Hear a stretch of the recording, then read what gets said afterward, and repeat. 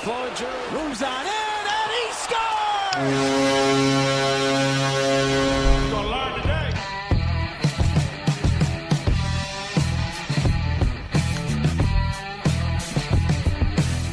What's up, everybody, and welcome to another episode of the Pod Street Bullies. I am Derek. And I am John. What's going on, everybody? Guys, we got more hockey to talk about again. God, it's so great. It's so great having hockey back. It's kind of funny that you have to start the show telling them we're going to talk about hockey.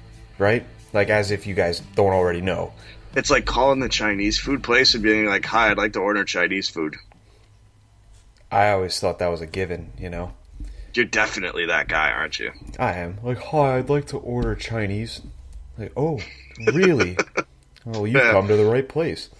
Oh, I wish they'd hang up on people when they did that. Like, jerks. Totally. I would. I mean, if we're going to go more in depth about that hockey that we're going to talk about, we've got 3 games we want to go through. We have our special guest coming on. We have Eric Reese of PSN. He's going to discuss the Joel Farabee tracker for us and how he's been doing since his call-up. We also have his 3 stars of the week. We're going to ask him to do that. And then we get down to business with the Wait What segment and the Twitter questions as always. Yeah, man. I mean, if you haven't had a chance, I mean, I'm not talking about you, but I'm talking about the listeners, to read some of Eric's stuff, this guy is all over Philly Sports Network. I mean, I know that he'll do his own promoting, but just to kind of toot his horn for a second, a lot of our game previews and even like recaps of sorts with his hat trick stuff are all Eric. Guy's a workhorse. And he doesn't even just cover the Flyers. Like, I've seen pieces on the Phillies. I believe he's written for the Eagles as well. The guy covers wrestling. Just the wrestling, soul. Covering those Wednesday night wars. I mean, if there's like a Philadelphia Parcheesi team, he probably has a few articles on that too. I think he covered a game of Foursquare one time too down there. He probably knows a thing or two about the underwater basket weaving that goes on in Philadelphia in the depths of Philly. He's our in with Vino. I know it. We're going to pick his brain about that here. We should probably talk about something relevant, huh? Let's talk that hockey then. Let's get to the first game we're going to recap here. The Vegas Golden Knights, which happens to be the first game of a 3-game win streak that the Flyers have going on right now. They took it to Vegas from the get-go. I mean, if you... What's the one encouraging thing that you saw from this game, I guess, if you had to pick one thing? I think it's simple, actually. They scored first. Yeah. Now, yes, they scored like 5 or 6 straight goals or whatever it was, but I feel like the key with this team in the past was that could never get off to a hot start. And you hear Chris Therien say it before every game. You know, what's your key to the game, Chris? And he's always like, they got to score first. But I'm kind of on that bandwagon. I think when the team scores first, there's a better chance of them winning, and that's what stood out to me. I mean, that, and they just kept piling it on. Oh, yeah, and part of piling it on included the Power Play 2 unit, which I discussed last week, too. We both did, and how it looks so much better, and it just continued. That success continued. I believe they had 1 or 2 Power Play goals from the second unit on that game. Can you even call it the second unit at this point? They're essentially the first unit, because the first unit is now as bad as the second unit was last year. It's just not clicking. There's some chances. They get some quality opportunities, but not nearly the opportunities that the second unit gets, and they bury them. That's the difference. They capitalize on those opportunities. Yeah. I mean, and that was kind of the first game, too, for Brian Elliott. Yeah. I mean, Elliott has been on a roll. Looked great that game, but not as good, in my opinion, as he did against Chicago on Thursday night. Mm-hmm. That man looked 10 years younger than he is, and he looks old. Yeah, I mean, you know, that's the great thing about Brian Elliott, though. Like, he's very capable of those games, and we saw that last year, too. Mm-hmm. You know, it was just this whole idea of him being run into the ground. But, you know, when he's on, the guy is on. Oh, he's dialed in. I mean, he was making some saves that, like I said, you'd expect to see a 23-year-old kid making, just sprawling out, you know, diving across the crease. It was a thing of beauty. And it just, that's the one thing for me that I was encouraged by. If I had to pick something, there's another thing I'm encouraged by, but I'm gonna divert to you, and I want to know what you were impressed by. Well, I think I have two things that I'm impressed by, but it's not just the Chicago game, or not just Vegas, or even who the hell they play last night, Columbus. I love the Couturier, Konechny, Lindblom line. Yes. I mean, talk about chemistry and what that's producing there. It's just amazing. Vigneault's actually came out. One of the tweets that I featured in an article of mine a day or two ago, there was I think it was from either Meltzer or Carchidi saying that Vigneault wants to keep that line intact because they've been doing so well together and the chemistry is just off the charts. Yeah, I mean, why wouldn't you want to keep it intact? They're dynamite together, and to see that chemistry's fantastic, and it's not the only place we're seeing chemistry. If you look at Farabee and Hayes, I love kind of the partnership that they've created. You've got this seasoned vet who's coming in and making a huge impact, and then you have the rookie who's coming in and wants to make an impact, and they're just really feeding off one another. I think it's fantastic to see. If it weren't for Hayes being offsides twice there, Farabee would have had a 3-point night that night. I mean, and don't get me wrong, I'm not going to sit here and be like, oh, Kevin Hayes, like, what a jerk, I can't believe he did that. Like, it happens. It's hockey, and these reviews suck. I was going to say, can we sidebar for a second and talk about the reviews? Like, what are your thoughts on kind of where the game is now with that? We went from last year at the beginning of the season dealing with these goaltender interference calls that always went against the Flyers, whether they didn't review a play that should have been reviewed or they did and they overturned it even if it shouldn't have been overturned. And now the next season at the beginning of the year, we go through this. And it's another just caveat to the rules where these offsides challenges, there's no human error anymore. You brought that up to me the other day. Right, and that's kind of what I was going to say. Like, I like the idea of having human error. Like, I understand the reason behind replaying all this stuff because we have the technology to do so, but it just takes away from the game. Players mess up, coaches mess up. I think that referees should be allowed to mess up too, and I mean, of course, if it goes against the Flyers, you get a little bit more angry if it affects the outcome of a game. But I don't know. I mean, there's a little bit of excitement that comes with that. I just hate how everything can be reviewed now. Yeah, sports aren't meant to be perfect.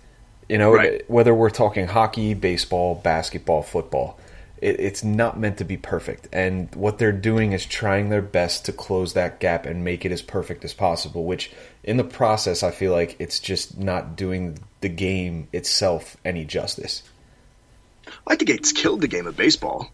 Oh God. I mean, aside from the fact that my team itself is unbearable to watch, it's making it harder to watch because there's these delays, and now we have to review this and that and talk about, was this ball fair or foul?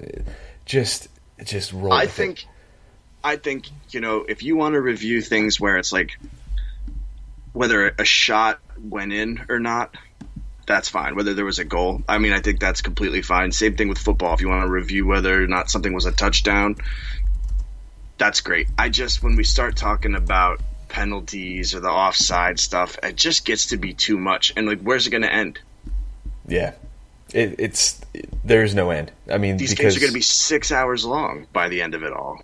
Oh, please don't kill my favorite sport. God. Right. I mean, again, I understand the reasoning behind it, and I'm sure it does do a lot of good. But for somebody watching the game, it just annoys me. Yeah, it's frustrating. But if we're going to move on from the Chicago game, that's 2 games, 2 wins for the Flyers. Brian Elliott starting in both of them. We get to the game Saturday night against Columbus. Oh, side note. Wait, I have another side note. Can I tell you one more story? Oh, another Please? one. Damn it. Please? It's during the Chicago game. Sure, I'm all for it. Let's do this. All right, so put the kid to bed, get ready to watch the hockey game. It's a later one, right? So I know I'm not going to make the whole thing. I got to get up at 4:30 in the morning the next morning, but I know I'll at least watch the first period, the second period. So it's about 20-9, and the way my house is, you've been to my house before, but the front of the house is like the living room and the dining room, and then the back is the kitchen, and then on one side is our bedroom, and the other side is Reagan's bedroom. And in the kitchen, there's a door to the outside. Mm-hmm. All of a sudden, man, and now we locked up the entire house for the night, I heard the back door open. Ooh. And Reagan's asleep, and Carrie, my wife, is sitting next to me watching the game. I've never run into that kitchen so fast, like ready to fight whatever came in. Obviously nothing's there, but I looked at the entire house at least 4 times because it freaked me out. The door was open a little bit, and I don't know how it was open. It wasn't windy or anything. I could not enjoy the rest of that game. I was just so on edge. I checked under Reagan's bed like 4 or 5 times. It's probably those ghosts that Sam Darnold's been seeing. Probably. Yeah, I can imagine. I know that has nothing to do with hockey, but I don't really care. This is our podcast. I can talk about whatever the hell I want. So now we can move on to the Columbus Blue Jackets game if you like. It's the John Gove Show. But yes, if we're going to move on to the Columbus game, the biggest positive that I can draw from this game is the fact that 1 year ago, there's no way this team climbs back into this game. Being down 4-2, 18 minutes left in the game, they scored that 4th goal, and that was supposed to be the dagger. That was supposed to be the final nail in the coffin. And then what do the Flyers do, and how do they respond? They put up 5 straight goals. Which, the last one by Konechny, it's like, we didn't even need it, but who cares? Like, pile it on. Let's just do it. Just unheard of. I mean, as far as the Flyers, right? That was not some resilience is really something we're used to. No, yeah. And that's, I think, a big sign of what Vigneault's been able to do with this team. And I love it. Me too. I love this team under Vigneault. There's just so much more energy and fight.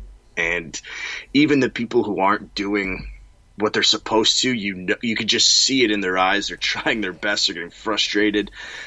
There's a sense of accountability, and we're winning. Oh, for sure. I mean, and to cap it all off, I guess we're going to go and surmise these 3 games. 3 games, 3 wins. Elliott looked outstanding for 2 of them. 3rd one, not so much. But again, what do you think about that, by the way? Do you think that he should have played last night, or Hart should have, and then Elliott get tonight, Sunday being tonight? I think you ride the hot hand. It's difficult because he's played those 2 games. You don't want to overwork him. He's, coming off a season where he had a tough go of it with injuries, and he's not getting any younger. But when he's hot, and you gotta ride with it. And we're seeing tonight, Carter Hart's already let up 3 goals against the Islanders, and now it's 2-3. Konechny scored, which, God, Konechny's hot too. Wow. Yeah, boy. But I think they made the right call ultimately. Yeah, I mean, the narrative of, here we go, riding them into the ground again. Like, no, that's not what's happening. Like, that they're going to split these games. The game before that was Thursday. Yeah. The Chicago game was Thursday. I mean, whatever. You had a night off. It is what it is. You knew he was going to play one game. I don't think it was that big of a deal. No, I don't think it was either. But that's that for the game recaps, folks. And right now, we are attempting to call in our man, Eric Reese. And Eric Reese, do we have you with us on the Pod Street Bullies podcast right now? It says he's joined. Hello, Eric Reese is here, folks. Eric, can you hear us? You can hear us. I can absolutely hear you guys. Perfect. I'm so glad to have you on. Welcome to the show, first off. Second off, before we kick things off, can you tell everybody where we can find you on Twitter and all the good stuff with social media? Yeah, so Twitter, I'm at Eric Reese, PSN. That's Reese, Eric spelled ERIC. Put it all together, at Eric Reese, PSN. Same thing on Instagram. I actually just updated that not that long ago, so it's not that hard to find me there either. And Facebook, I mean, it's just my name, Eric Reese. So if you want to, try to stalk me on Facebook, I guess you can do the same thing there. Perfect. And this is the guy that you can follow for literally, I think, every sport that we cover. Am I wrong? Yeah, I mean, I like to put my fingers in the pot, man. Just a little bit everything. Is there a Philadelphia professional water polo team yet? And if so, are you on the beat? I mean, if there is, I can start. So, I mean, it's not far out of reach. I don't think anything's far out of reach. I would love it. I was saying before you came on, Eric, I was like, this guy's everywhere. Like if you look at a sport on Philly Sports Network, he's got at least one article in every sport, for sure. Yeah, I've at one point or another I was on. We all get on Bleacher Report. It's kind of how we throw our shots around on our Slack messenger. And I've been on Bleacher Report for each sport, so like toot, I guess. Not a big deal. It's just one of those things. It's like we have a great Eagles team, we have a great Sixers team, we have a great Flyers team clearly, and we have a great Phillies team. So at no point, if you're a Philadelphia fan, can you ever sit there and say, well, I don't know what else to write about Philadelphia sports. Right. I mean, we've been screaming at Gabe Kapler for 162 baseball games. You can write about that. For the last 3 or 4 years almost, we've been calling Dave Hackstall basically soft. I mean, I know I've been screaming about that. Ever since 2017, a lot of people, whether you're an Eagles fan or not, had things to say about the Eagles. So you got things like, in the process, we've been trusting that thing since the dawn of time. So, here we are. Yeah. Well, we're really glad to have you on, man, and we want to jump right into this. We want to get your input. Early last week, the move was made. Everybody knows about it. Joel Farabee was called up to the Flyers, along with Mikhail Vorobyev. We don't really say Michael Vick. Michael Vick, yeah. Michael Vick's playing hockey now, folks. What a world we live in. But 3 games already he's got under his NHL belt. I want to we're going to call it the Joel Farabee Tracker, and we asked you to kind of compile your observations, stats, whatever you may have. Tell us a little bit about what you think these first 3 games have been like for Joel Farabee through your eyes. Well, before we get to the first 3 games, I'm somebody who just didn't understand why Joel Farabee just wasn't on the roster in Prague, as a starter. When I look at what he was doing, specifically even in the preseason game against the New York Rangers, this is a rookie, 19 years old, who's beaten Henrik Lundqvist twice. It just happened to bounce off the post. He was an inch away from scoring on him twice in that game. Honestly, that's something that's special straight out the gate. I don't know how he missed a call or was just on the cusp. Bunneman, great. Torensky, fantastic. I thought that Joel Farabee should have been there from the jump. No excuses whatsoever. But going to the 3 games this week, we won 3 in a row. We're down 3-2 at the end of the first right now, so we're trying to come back. And I think we did come back against Columbus, so anything's on the table at this point. We're trying to get a clean sweep this week. But let's go back to that Golden Knights game. As a debut game for the Philadelphia Flyers, he had 4 points in 4 games with the Lehigh Valley Phantoms, and he had 3 goals in his first 3 games with Lehigh Valley. So he was doing things with Lehigh Valley clearly before he got called up to the Philadelphia Flyers. We just already covered his preseason performance with against the New York Rangers, and he had 3 shots against the Las Vegas Golden Knights. I mean, from the very beginning, his very first night on the ice in the orange and black, he's just had a knack for just being in the offensive zone, having an offensive presence, and creating chances. And it's not just like he's putting shots on goal. They're valuable scoring chances. And that's what Alain Vigneault's been preaching to our offense.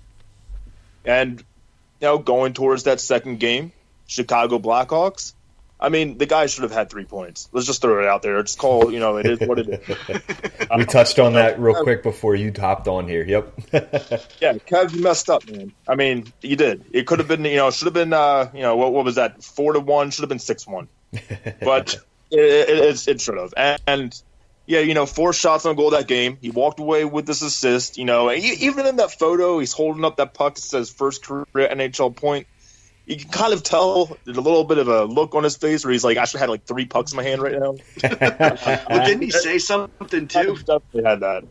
Didn't he say something too? Wasn't there comments where he said he should have had 3 points? Yeah, I think there was a little bit of locker room talk saying that he should have had 3 points. But I mean, as far as comments, he's getting rave reviews from his teammates. Claude Giroux said he's been playing the game the right way. I mean, that's a nice thing to hear from Captain Claude himself. And you got Alain Vigneault coming in, and he's saying that he's very dependable on both ends of the ice. So I mean, if you're great on offense, you're great on defense. You're two. That's my alarm going off in the middle of the day. Anyway, you got two great things going for you as a rookie in your second game. I mean, you're all over the ice and you're valuable at 19 years old. I mean, even Kevin Hayes was like, when I was 19, I wasn't doing that. I wasn't even close to that. Kevin Hayes, he put a shorthanded goal in the back, I forget what game it was. Actually, it was Columbus the other night. Yep. Yeah, he had a shorthanded goal. I'm like, that's the first shorthanded goal that I can recall this season in a sea of power play goals and obviously even strength goals. It's just one of those things where if you got players and you got coaches speaking you that highly in your first 3 games, I mean, to me, and it might be a little bit crazy for everybody else, they might say, hey, pump the brakes a little bit. Joel Farabee reminds me of the very first time I saw Travis Konechny play in the Philadelphia Flyers sweater. Straight up. I like it. And look what Konechny's turned into, because he's been on an absolute tear to start the season right now. Can't wait for to watch that for the next 6 years. That's going to be fantastic. Oh, for sure. We're going to be loving that price too. Oh yeah. Oh yeah. It's that price that we're getting him for the next 6 years. I mean, it's almost like we made out like gangbusters. Honestly, I love it. Now I got a question. Oh, nope, John, you go. What happens? I got a question for you. So you mentioned it a little bit, but what do you think about the chemistry with Farabee and Hayes? Because I've been so impressed by it. Yeah, I have been too. I think Hayes at one point said that Farabee was just like he kind of gave Farabee a little bit of a wisecrack on those two all sides calls that Hayes had that got his goals called back. The first time around, he said that Farabee was a little bit slow, and the second time he said he was too quick. So he's clearly So I don't know if Hayes. I mean, it sounds like to me that Hayes is just like, listen, it is what it is. It happened. You walk out there, scoring 5 goals. I'm sorry. You walk out there scoring against the Blackhawks 3 goals. You win that game. You're 2-0 against the Blackhawks this season.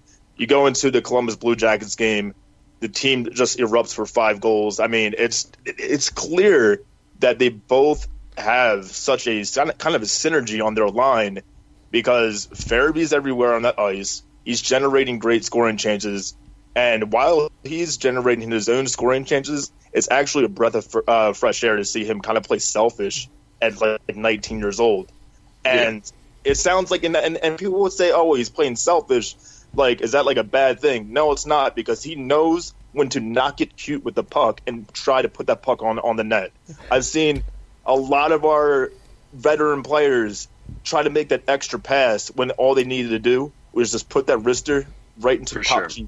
That's all they needed to do. And the Flyers need a selfish player because, like you said, there's too many players that are the pass-first mentality, and where are the finishers? We're seeing Konechny progress along as a finisher, and that's wonderful, but we're not going to survive with just one guy that knows how to finish these plays. Having a guy like Farabee taking that responsibility, I guess you could call it, and running with it and finishing those chances, that's just one more weapon to add to the arsenal. I mean, you got Oscar Lindblom, too. He's been stepped out of listen, he kind of ended last year on a streak of scoring points, but he picked up right where he left off. And one of the things that I really like seeing within the first 5 games of the season was just kind of like how we're talking about with Farabee and with Hayes. They had this chemistry. It was Lindblom and Konechny, but it got to the point where that was the only offense that we had, and it showed. I mean, I sat there pointing out, all those spying on the saboteur articles that said, Konechny's our leading scorer. I got tired of writing about Konechny, and I was I mean, it's one of those things where you're like, well, how can you get tired of writing about your star player? Listen, I'm going to write about him until I'm blue in the face, and I get that. But the thing is, I want to write about Claude Giroux. Yeah, he's our captain, and I think going into this week, he had about 4 points. I wanted to write about JVR. Not until 2 games ago did I have anything to write about. Right. I mean, that's the school, and it is what it is. And it's funny because you guys told me to come up with my 3 stars for this week. Yep. And it's going to be for the month from here on out. First star, straight out, Brian Elliott. Yes. I wrote an article going into the season saying that Brian Elliott would be the best possible candidate to back up Carter Hart this year. Mhm. I didn't know that what I really meant was he might be the best starter on this team. Now, I feel bad saying that because here we are. We got 3 goals against Carter Hart in the first period. It's another, it's not a quality start already. Right. But I'm just hoping he works out the kinks. He's 21 years old, 22 tops. Yep. He's going to be 21, I fine. believe. Yeah, so 21 years old. A lot of people are like, oh, he's not elite. He's not the best out there. A lot of players aren't. Patrick Waugh is one of a short list of 3 goalies that I can think of that were great at that age. A lot of these goalies, they don't blossom and become what they are going to be until they're about 24 years old. Right. Yeah, So it's true. Carter Hart's going to be fine, but Brian Elliott is towing the line right now, and he's definitely proving that he was probably the best backup goalie that we could have brought in, and we could have got Robin Lehner if we wanted to. But Brian Elliott, for the price, was actually cheaper, and he's actually performing better, and they played head-to-head in that Blackhawks game. Can you say goalie controversy? Here's the thing. Whoa. I'm just having fun. It's too early. I would say, as of right now, if we're going to look at really bad starts, because that's an advanced statistic, Brian Elliott doesn't have any of those. Carter Hart does. Yeah. And that's something that you don't want to see. As of right now, though, and I know it's like an ebb and flow kind of system as far as playing goalies, Brian Elliott's my starter right now. Yeah, ride the hot hand. He has a 91.6 save percentage this week. Mm-hmm. That's pretty much what you're looking at in a 3-game stretch where he scored 17 goals. His worst performance was 4 goals, and besides that, it's been 2 goals at any point that he stepped on the ice. Even when he was filling in on that start that Carter Hart had, he only let 2 goals go in. He's basically been more than serviceable. That's actually being rude to call him serviceable. He's a wonderful security blanket to have in place for those games where Carter Hart, I shouldn't say doesn't show up, but might just have a bad night, have an off night, And Carter Hart's been playing, to his credit, he's been playing against some very prolific offenses as well. I mean, here's another one tonight with the New York Islanders. Nick Leddy came within striking distance of having a hat trick, and he's a defenseman. Mm-hmm. That's one of those things where I'm sitting there going, hey, all right, we got people on both sides of the ice who are more than capable of putting in points, putting in goals, assists, whatever it may be. They're going to be effective on offense. Carter Hart just needs to get basically his skates underneath of him. I mean, he sounded, he looked like he was going to be the goalie that we all thought he was going to be when he was in Prague and against the Devils. And then, I don't know, I guess that trip to Canada kind of just, reset him, just blew him somewhere. Mm-hmm. But Brian Elliott has stepped up, and that really hasn't affected him. And I like that. Yeah, so we got your first star. What about number 2? The second star, James Van Riemsdyk. I know it's only been 2 games out of this entire season, but in those 2 games, he has 5 points, 3 goals, 2 assists, 3 even strength goals. 2 even strength goals, 1 power play goal. Being able to show up and perform on special teams is something that is very important. The Philadelphia Flyers have not been able to basically have a power play for the past 2 or 3 years. I mean, I go to a Flyers game, they do the whole, the Flyers are going the Pico power play, the big old intercom and everything like that. And I'm usually just in my crab fries going, yeah, who cares? It really, until this year, I mean, when I get to a game, I'm gonna get hype about that. I mean, finally for a change. 2 minutes in, you're crying into your Chickies and Pete's. I feel like it's been since, Laviolette that I've, felt like some sort of spark when that happens. It should be electric in there, and it hasn't been until really this season. Right. And my third star is going to be Kevin Hayes. I know that Joel Farabee will not agree with me, but it's my stars, it's not his stars.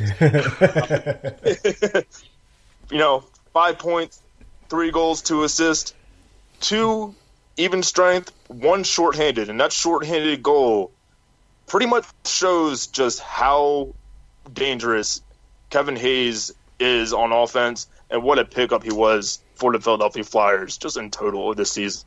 Lane Vigneault found a player, and he's made things count. Breakaways, whatever it may be, Kevin Hayes is that guy. And those are the 3 stars for this week. Now, I like it. I do too, and I want to kind of pick your brain here for a second. What made you put JVR over Kevin Hayes as the second star? What was the deciding factor, I should say? Here's the thing. You would sit there and you would think that, Kevin Hayes, he's been performing, this year pretty much out of the gate. I mean, here and there, he hasn't been consistent. Like, Konechny's been consistent. He's not one of my stars for this week. And I've only been focusing on this week. Of course, if I was going to say who's my stars since the first game of the season, Oscar Lindblom and Konechny's going to be there. But like I said, I'm tired of it. I'm tired of having to talk about it. But no, being serious about it, I think I put James Van Riemsdyk over Hayes just because I've been waiting for his breakout this season. And when it happened, it was just something to get kind of giddy about. And I know what Van Riemsdyk can do, and I need to see more of it. I know what Hayes can do, and I've seen it. And the fact that Van Riemsdyk is kind of turning it on with these past 2 games, I'm just excited about it, and I feel like he's going to be breaking out. So I want to give him the second slot. And Hayes, we've already kind of seen what he can do since his second or third game in. Okay, that's kind of where I'm getting at. I don't know. It's just we've seen Hayes do it. We haven't seen Riemsdyk do it. I'm happy about Riemsdyk doing it. I'm giving him my second slot. Yeah, I like it. There's like an excitement level there for you. Nothing wrong with that. Yeah, of course. I like it too. Now, I guess we've powered through this, and we've gotten to the point where this is what we wanted to talk to you about, but to prolong it just a little bit more, I want to get your take. Tuesday night, the Flyers have a big matchup. They're playing the Pittsburgh Penguins for the first time in the season. Big hated rival. Everybody hates the Penguins. It's like a holiday in Philadelphia. Give me your prediction about that game. Who's going to score? Who's going to win the game? Whatever you want to predict about it, I want to hear it. Well, I don't know. I always, this is the first thing I always think about when we talk about any upcoming game. It's who's in net. Mm-hmm. And as of right now, looking how this game's going, I think Carter Hart could get a second start because I'm not sure that, you put Brian Elliott back in the net so quickly after playing 3 consecutive games. But you got a rest period in between, so it's not like it's, back to back. I don't know. I as of right now, let's just say that Brian Elliott plays. Let's take the explosive offense that we've had this week. If the Flyers can pull out this win tonight, that's 4 for 4 this week. That's a lot of momentum. You're beating a team, or you could beat a team tonight. It's only a 1-goal game, and you're down 1 goal. At least, last time I checked it. I haven't looked at it since I've been on this call with you guys. Hopefully it's 3-2 still. Hopefully I'm not going to be depressed when I get back on the Washer game. According to my sources, it is still 3-2, and my sources include the Score app. All right. So your Score app doesn't really depress me right now. Yeah, it shows the Flyers can go ahead and pull off this game still. It's only a 1-goal deficit, and the Islanders are riding a 6-game high going into this game, and we have a 3-game high. So I think that the Flyers win. They'll have the momentum. They have the more high morale going into a rivalry game. I think Brian Elliott probably will get the start because, in my opinion, he's the hot hand. You roll with that. The Flyers' offense has been deadly. And that's something that you have to be against, players like Sidney Crosby, Malkin, all those guys. Oh yeah, It's something that defensively, something I've been kind of stressing is I would like to see our defense be more physical. Mm-hmm. Each time I look at the stat sheet, it looks like Robert Hagg is basically the one defenseman that's getting in the middle of every single block shot. He's putting more hits on everybody, and everybody's kind of throwing shade at him. I don't really understand it. We just need something to complain about, Eric. That's why. Yeah. You got to find someone. His Corsi's terrible, and his advanced stats are just garbage. And it's the heat maps are just crazy. It's terrible. I need more. I need more on defense as far as physicality goes from other players. I need more Robert Hagg. I need more, but better. And I want some fights. That's my prediction. Fight. Well, yes. that's what I was going to. Maybe we could cap off with this, but Chris Stewart versus who on Tuesday night? Who's he beating the crap out of? Sidney Crosby. I wish. Lord, man. please. Lord. I feel like Lord. Chase around the ice and then just say, fight me. And then if you just pull Ron Hextall. Sidney Crosby doesn't fight. He did. He fought earlier this year. Just turn him around and then, maybe, I don't know, just harass him until he does. I feel like he'll get annoyed. Someone's going to fight his battles. So now, Crosby did fight earlier this year, and I think it was the first game of the year. He did.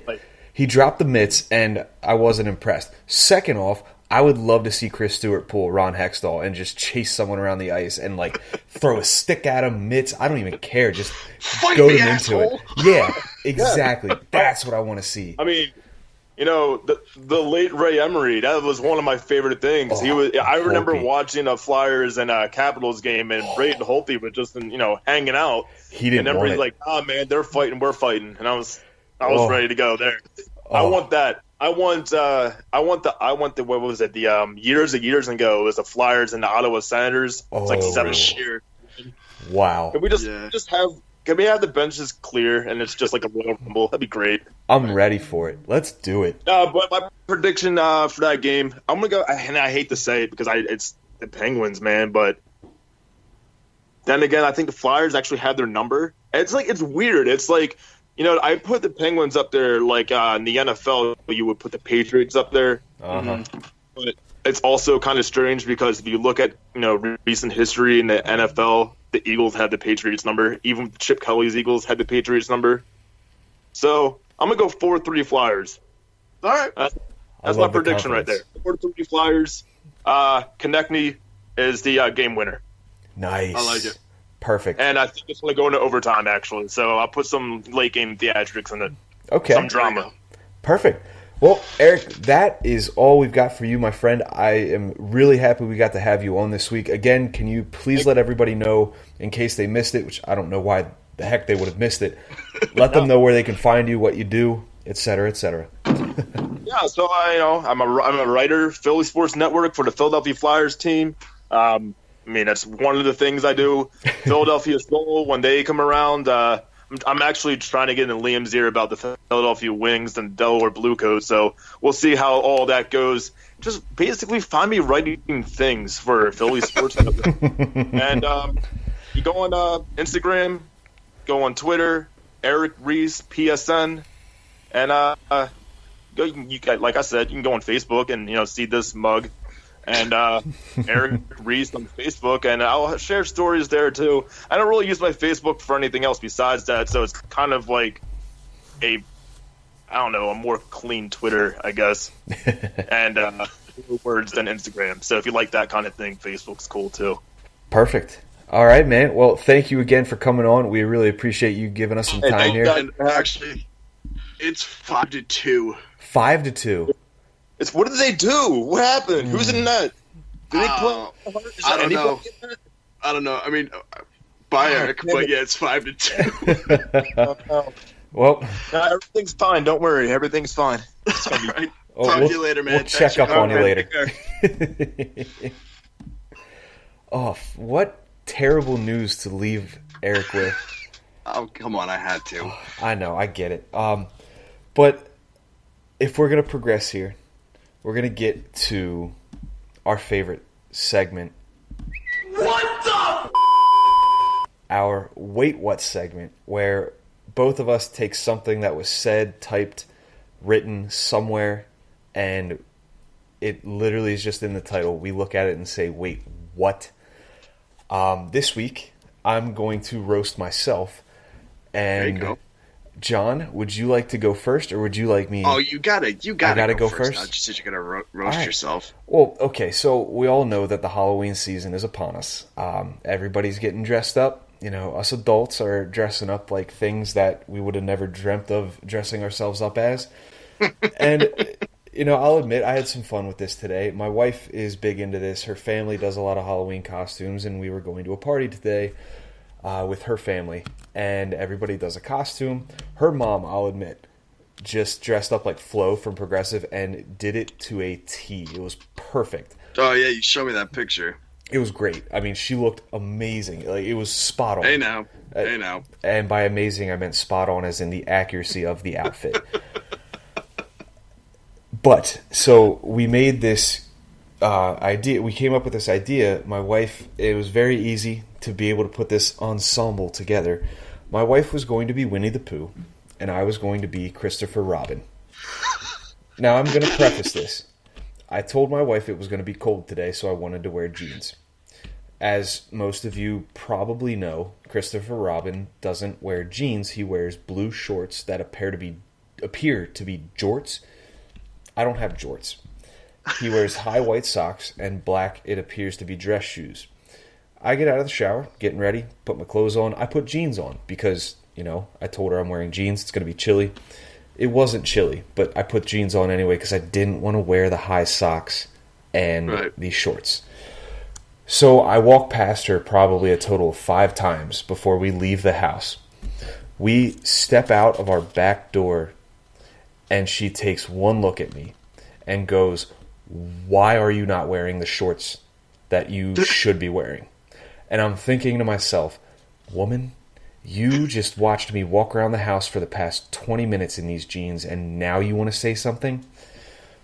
So, the good husband that I am, and the fact that she's pregnant, and if I upset her anymore, she'll kill me, I went back inside and I put the shorts on.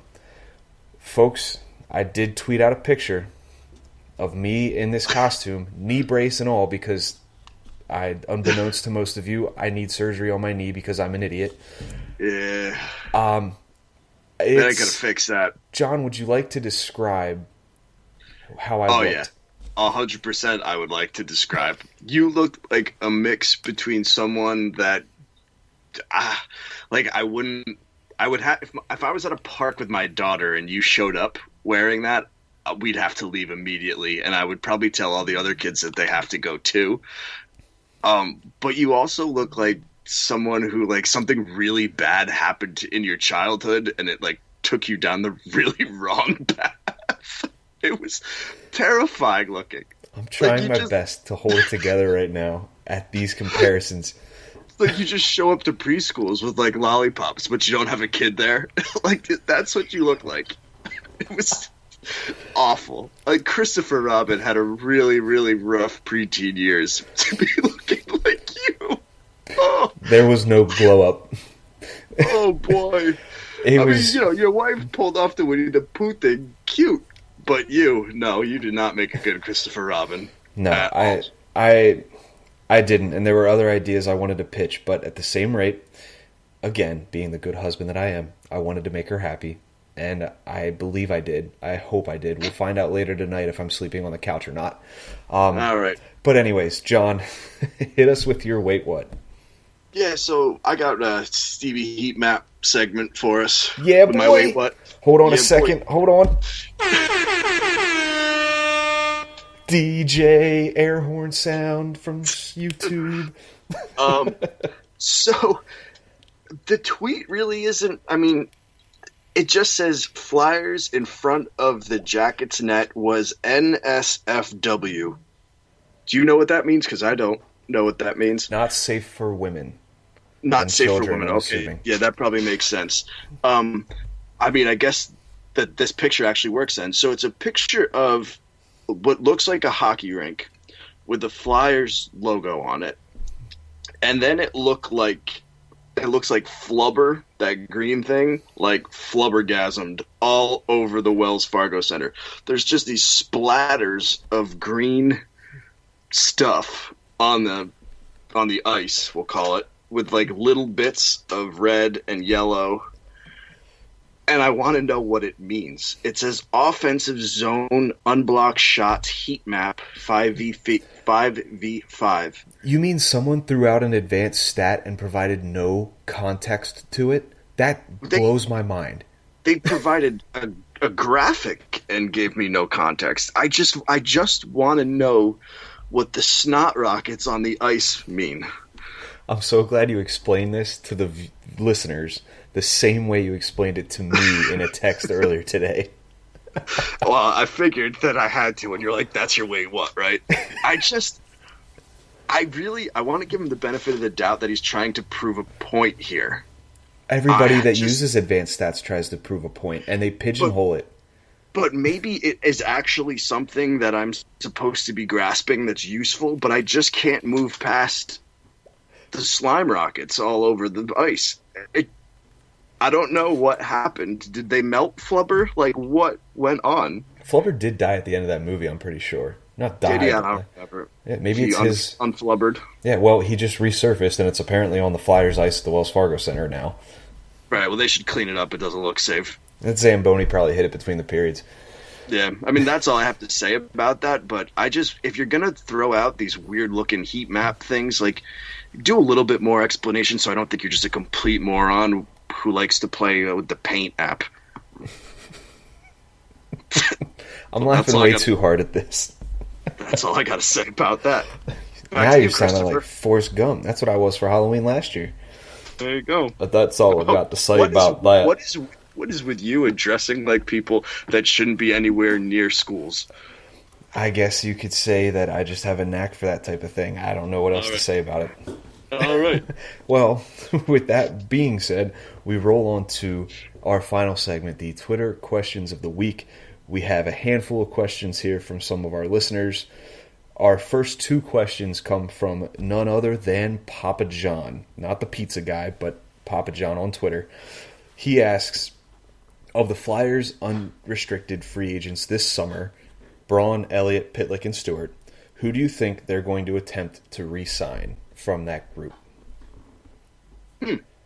Well, I mean, if he keeps it up, Brian Elliott, if you can get him on another 1-year cheap deal, agreed. Why not, right? I mean, you're going to assume you still want a veteran backup, if you want to call him that, for Carter Hart. Then that one kind of makes the most sense. I mean, Braun, I don't think he's doing a bad job. I just think plan to keep him, but he on the other one. I don't think that Pitlick or Stewart have a long-term future with this team. I'm going to be bold here for a second and say that none of them. Okay. And that's not that bold.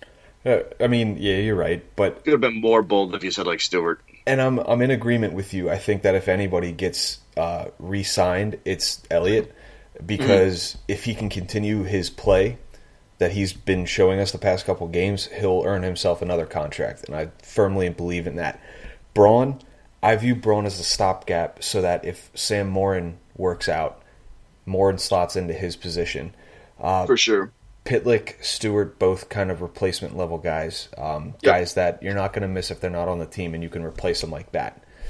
Well, and to kind of, I don't mean to cut you off, but you want to be able to replace them, right? They're stopgap guys. You're hoping that someone in your farm system can replace whatever they're producing. Yeah, and I think we're fully capable of that given the farm system that we have. For sure. Yeah. So our next question from Papa John is Claude Giroux better suited at wing at this point in his career? Hard yes.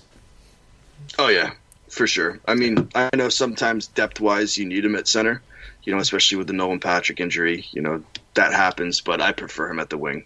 I do too. He's proven the past couple years when he's been at wing that he's a lethal winger in this game, and I really just hope that Vigneault sees it that way as well, because I like him so much better on the wing. Yeah, I think you keep his shelf life longer, too, having him on the wing. Yeah, not as much responsibilities as a winger than as a center. Yep. It's just, I think it works out better because he's not getting any younger, but his play doesn't seem to be tailing off either. So prolong that a little bit, give him some more elite level years that he's been experiencing lately. And Definitely. hopefully that scenario plays out. The next question comes from Anthony Melidio, and I really hope I got that right. What is the likely scenario with Morin? He adds, I'd like to see this kid play, but not sure we can justify taking any of the rostered players out of the lineup at this moment. Morin is playing against the Islanders tonight, which is Sunday night. Mm-hmm. We will be tuning in here as soon as the podcast is over, and hopefully Definitely. we can draw some conclusions from there. He took Haig's spot. Yep. Was Haig the right guy? I think he was the only one that made sense. I mean, I think the other option is Ghost, but you're not going to take out Ghost unless you have like someone with the offensive potential to, that can replace it. I mean, he's been having a rough go at it, but just the potential there, you're not going to replace him. I think Haig was just the logical decision. And I wrote on this a while back saying that the likely scenario that'll play out is that Braun was kind of brought in as that stopgap solution until Morin was either ready or not ready. And then if Morin is ready, Braun walks to unrestricted free agency.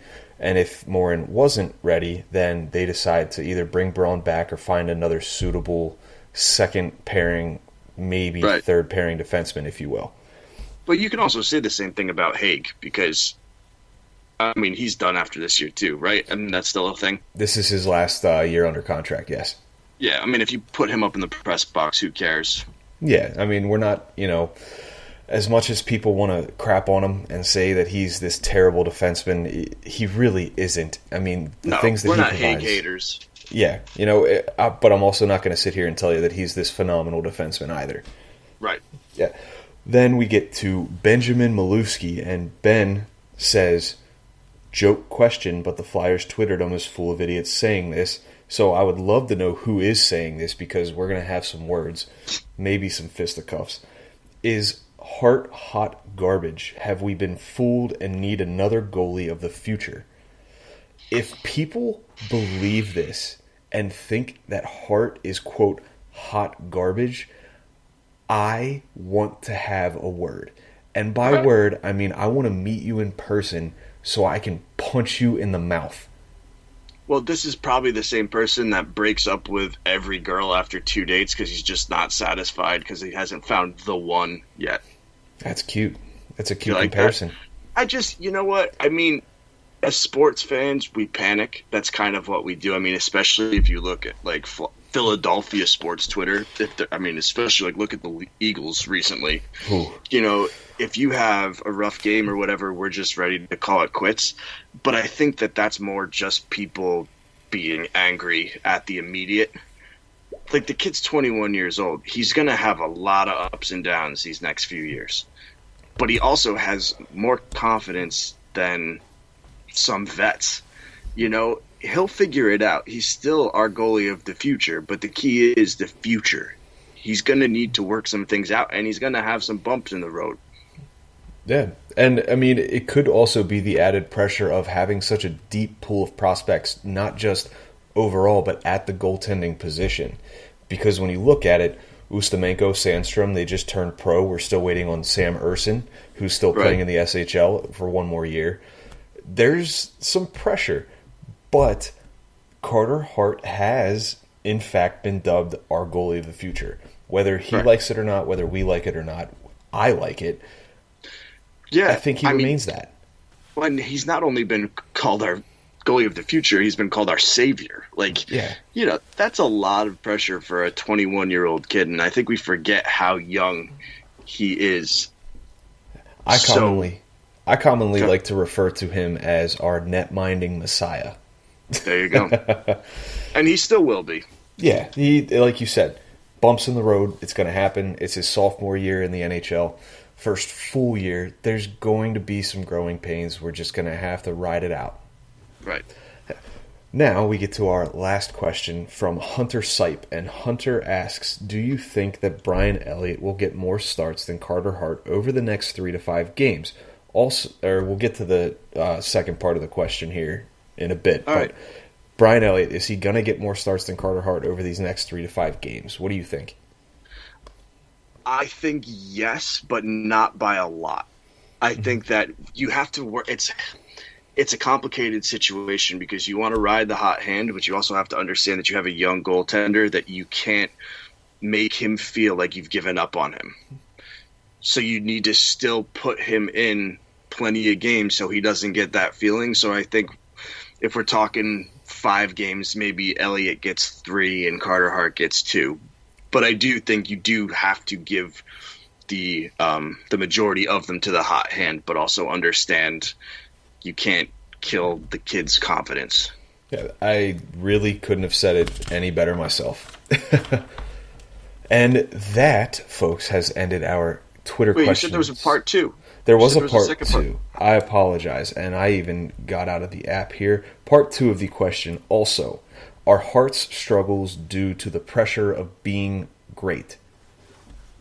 I mean, probably some of it. But one thing that Carter Hart has been applauded for is his confidence under pressure and his calmness under pressure. I just think it's one of those things where it's a learning curve, and he's still learning, and he's still getting used to the NHL game, and it's just going to take some time. Yeah, I mean, there's always pressure when the expectations that have been placed on a guy like Hart mount. And that's just, it's part of the game. It's part of, adjusting to the NHL. There's expectations on every single player. Hart's going to respond, and I think he'll respond favorably. And, again, this will get ridden out. Everything's going to be okay. So all you folks out there writing Carter Hart off already need to quote John Gove here, pump the brakes. Pump the brakes. And that ends our Twitter questions segment, folks. This week has been a good one. I like this episode. That was fun. It was. Before we leave you, folks, we want to run this by all of you and tell you we are going to be holding a weekly contest, and this is your chance to be a Pod Street bully. So, Nick Hunsicker, if you're listening, get ready. Get them thumbs ready. What we're going to do is every week we're going to ask a question based on something that was said on the show. And the first person to get that right will come on to our show the next week to recap the games with us. It's, we'll have some fun with it. We'll talk recap. We'll talk observations, what you guys noticed. But we want to engage with the listeners. We want to have some fun with it. Yeah. And, that's really it. We just want to have a good time. We want to talk to you guys. We want to, engage with our fans, our followers, and the people that, listen to us. So be on the lookout tomorrow for that question. We're going to post it on Twitter. It will be on Twitter only. So if you don't have a Twitter, get somebody else's password and log on to it and follow us. Also, we are in the business of looking to not represent, but we're going to do some commercials here. And if you folks listening, or you have any friends that have businesses that need advertising, that want to advertise, we would love to be able to cut a commercial for you guys. Advertising that business, we'll get in touch with you. We'll figure it out. Contact us either through our email, DMs, any way to talk to us. We can figure something out, and we would love to try to get some advertisements on the show as well. Definitely. Anything you'd like to add to that, John? No, I think you said it. I'm in first place in our fantasy hockey league, so all you can I can't say it because I already did my one curse word. Yeah, I was going to say you already called everybody a-holes, so why not? Let's just go for it. I'm in first place. Yeah, for now. Season's early, so Joe, listen. Keep that throne warm for me. There's a 10-point difference. There's 10-point difference between first and second place. I'm riding it all the way. Here it is. Ride it all the way into the ground. Keep that seat warm. Now. Keep it warm for me, baby. Yeah, all right. We'll see about that. I might beat you in fantasy football this week, too. You probably will because my team's poop, but that's besides the point. This is a hockey podcast. Let's stick to hockey. Folks, the Pod Street Bullies, you can find us on Twitter at PodSTBullies. You can find John and us on Twitter as well because we run that account. Our stuff's in the bio. You'll find us. Find us on Apple Podcasts, Spotify, Spreaker, YouTube, search us. What's your favorite outlet Pod there? Muncher. Yes, Pod Pod Muncher. Muncher. You'll find us there as well if there is a Pod Muncher. But that has been it for the Pod Street Bullies this week, folks. Have a wonderful week ahead, and as always, let's go Flyers. Bye now.